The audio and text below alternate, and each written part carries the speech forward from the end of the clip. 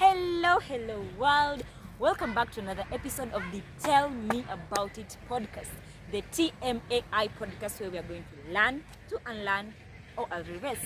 So, or al revés is a Spanish word that means or vice versa, meaning we are going to learn, to unlearn, or unlearn to learn, right? My name is Tabi Mudeu, your host, and I am so excited to be here. Mnakumbuka 2 weeks ago nikiwaambia something is cooking, something new, iko kwenye jiko inapikwa. Now nimerudi nayo. So today from my journal, by the way nashinda nikwambia mnunue journal. Iko wapi journal yako? Ni wewe na kuuliza iko wapi journal yako? Anyways, so today as you can see, my background is different. Leo nimesema we are going to be one with nature. Yes. So something that was cooking kwenye jiko ni hii. This is part 1 of it.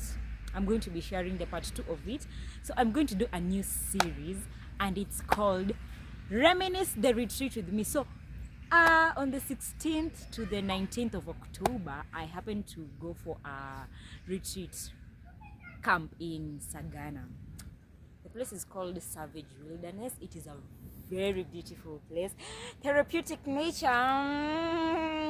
Anyways, so I decided, you know what, hiyo knowledge yote ambayo nimetoka pewa nikiwa huko, all that knowledge that I've been impacted with, nikaandika kwenye kitabu, nikasema, you know what, I am going to share with you what I learned, what I experienced, what I encountered. And I know that it's going to help you and it's going to change the trajectory of your life if you decide to apply it. So, reminisce the retreat with me. Wow, I'm going to be reading from my book again. Mko na journal? So, una journal? Wewe nunua journal? Anyways, so courtesy of our leaders, anaitwa Pastor Njoro and Pastor Miriam, his wife. Yes. We went for a retreat on the 16th to the 19th of October, and the objectives zilikuwa 3 peke yake, only 3. The first one was live there empowered, the second one was bond, and the third one was have fun and eat. Yes, I did live there empowered. No wonder nimesema I will share with you what I got from there. And the second one is bonding. I did make new friends, by the way. Objective 2, check. And then have fun and eat. We did have fun na tulikula. Si chakula ya mwili peke yake, pia ya kiroho. So we did have an amazing time, and we had different sessions each and every day.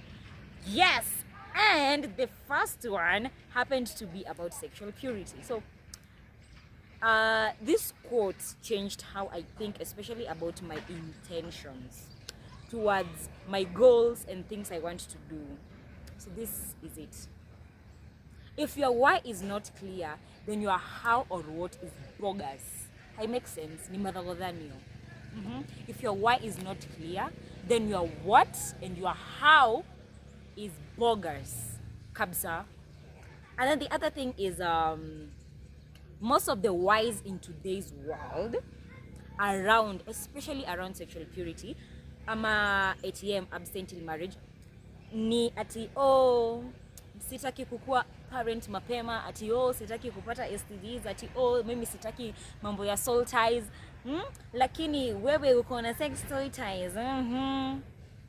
Anyways, sana we wanna pursue sexual purity because we fear the said consequences. Yeah? Unasahau, what if these consequences zitatolewa hapo? Why are you actually pursuing sexual purity? You know? Ebu tafakari hayo. And also this brings me to the fact, we easily forget the impact of sin. Unajiambia, kila mtu, relativity. Kila mtu anafanya hiki kitu, right? And then you forget that for the wages of sin is death. Una dead inside. You are physically alive but you are spiritually dead. Yes, please kumbuka, God will judge you na conviction enye alikupea. Usiseme ati, my friends are doing this, so pia mimi lazima nikuwe hapo so that I can fit in the group and everything. He will judge you by the conviction ambayo alikupatia wewe. So don't do it because it's a relativity thing. Yeah, do it because you actually want to honor God with your body. Okay? And another one powerful lesson I relearned, actually I relearned this, was we think we are the first to go through sexual temptations. Like any, no. Being a damo, okay? And do not actually confuse sinful nature versus sensuality. So the sinful nature is what is done outside covenant, right? And sensuality, that is the desire given by God, which should be practiced inside the marriage institution, right? Sinful nature, sensuality. Do not forget that part and do not confuse them. I love the last part. This last part will change, it will shift how you view or understand purity, because the first thing that comes into our mind when tunasikia the word purity is physical.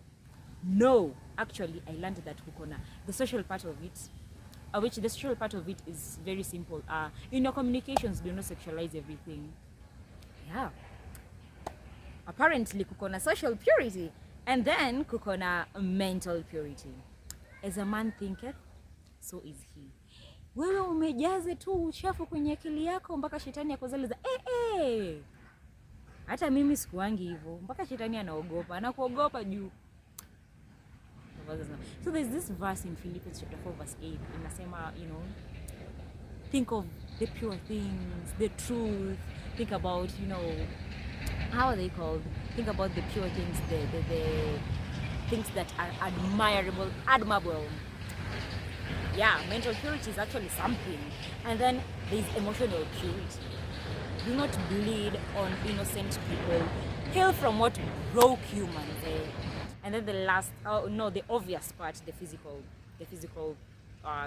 purity. That is obvious, everybody knows about it. And then the spiritual purity. Yeah, there is a spiritual purity part. And I was like, yo, you want to tell me that yes, there is spiritual purity. Can you imagine? I didn't know that apart from the physical, there is the social, emotional. Nimekuja niwaambie pia nyinyi mkae mkijua, so that you can also practice it in your life. And then the last part is the how part. Remember, the why. We now understand that we are not pursuing sexual purity because we don't want to get STDs, we don't want to be parents mapema or anything. We're actually practicing it. So our why is to honor God with our bodies. And then the how you actually achieve your why is know your temptations. Yeah, jua your temptations. And then the other one is check your situations. Unajiweka kwenye situation gani tafadhali? Unajiweka kwenye situation gani? And then the other one is third wheeler.